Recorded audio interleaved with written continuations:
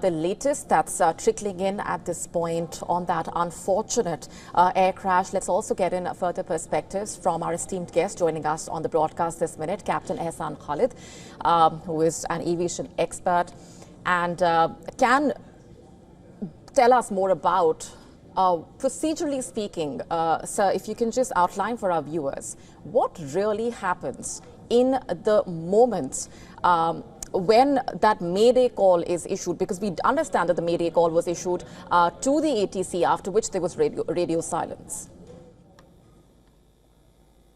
Okay. First of all, my condolence to all those families and the people who have lost their life. Tragic accident, and anything to speculate will be unjust act on part of us as professionals. But since you asked a very valid question, what happens that causes a Mayday first? Mayday means the pilot declares that there is danger to life on board or the aircraft. That means there is a catastrophic failure. There is a condition that makes the aircraft really into danger zone. So that means pilot had correctly identified that an incident has occurred that now reduces the safety margin of the aircraft. The second thing is that what happens in the cockpit, let's say that, there is an engine failure. Then the normal thing is that, positive rate, that means the aircraft is climbing gear up. So the first action in case of an engine failure is to select the gear up. And that happens in first maybe 50 to 100 feet.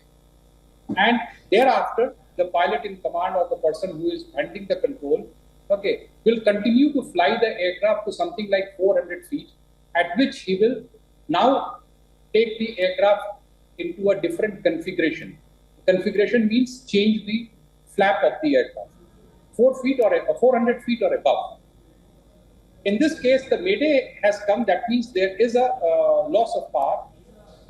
There is, or whatever condition that has existed inside the aircraft that pilots noticed. But it continued to fly with the landing gear down. And thereafter, it continued to pitch up towards controlling of the aircraft, and then it goes to hit the ground in almost wings level condition. Looks very unlikely that there was just a power failure on single engine. If it was a single engine, then the aircraft would also be rolling. There would be a lot of yawing movement that you would have seen. That wasn't there. And in case of a single engine, the pilot's action is to ask for both landing gear up as the first thing. So the possibility, could there have been both engine failed? If that so, technically 787 is a very qualified, very proven aircraft, and it is quite unlikely to even think about it as to how both engines can fail simultaneously. The only incident that I know is of the Airbus 320 Hudson River landing, where both the engines failed, and at that point of time, it was birds. Birds ingested in both the engines. Ahmedabad does have a lot of bird activity in and around the airport, and at the time that they were taking off, bird activity is considered to be on the higher side, higher temperatures. So birds, if birds were there, but I have never ever even heard of such a big bird strike in which both the engines of a 787 aircraft can go simultaneously. So very difficult to state as to what really happened out there. One thing we know, that the pilot knew that things were not right, was that a combination of errors also, that one thing is not, let's say there was a technical or a bird hit, and then there was an action that was not right in the flow pattern, and did that contribute? It will be a speculation. But from the visuals that I see, aircraft is in perfect wings level condition, but nose is higher, and with that nose high, the aircraft isn't climbing, it is descending. That means there is a loss of speed and there is loss of power. Loss of speed is a relative term in aircraft, because you have flaps which actually, when you sit on the window seat, you will see flaps that bend down from the wing of the aircraft, and that enhances the lift. That gives the power to continue to climb with the aircraft when they are at lower speeds. So loss of power coupled with loss of configuration of the aircraft Will that happen automatically? I don't think so. Okay. So very difficult. I close my eyes. I start to think about it. That fine. There is an engine failure. Pilot says positive rate, gear up. Okay, and the gear is not up. That is. Did it not go up? I don't know. Okay. Did they select up? I don't know. Nobody has told that, while descending, they have put the gear down. I don't see a video of the gear coming down. For sure, the aircraft from takeoff to the impact point, the landing gear has been down. Okay, which will be part of subject to investigation, subject of DVR, FDR, CVR, and ACARS report. So all these reports will come in. Those reports, black box has to be taken out. It has to be then downloaded, then analyzed. So it will be quite some time before you can get anything conclusive as to what happened. Yes.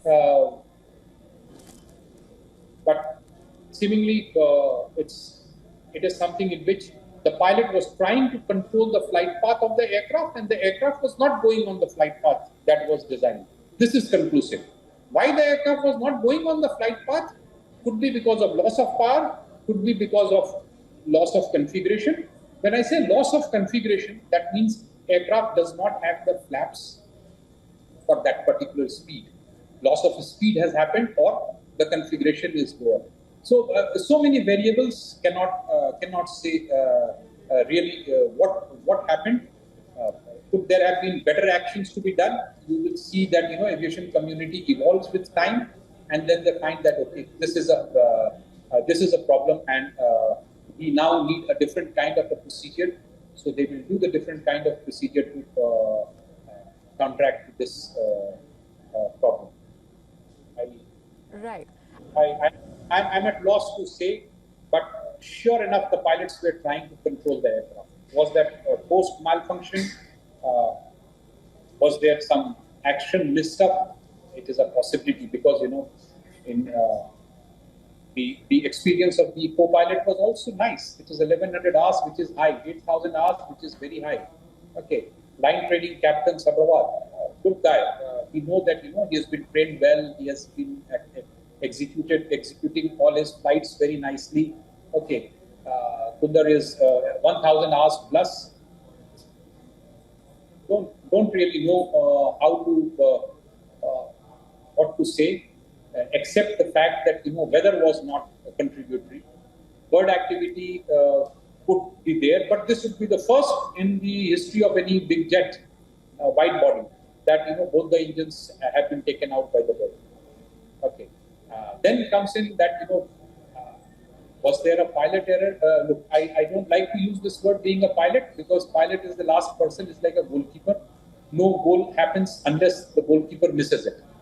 Okay, so they tried to do their best, and under the circumstances that we would come to know, it is too premature to speculate. Yes. But definitely, the aircraft was not able to for your viewers, not being able to maintain the flight path. There is just one criteria, and the speed is low.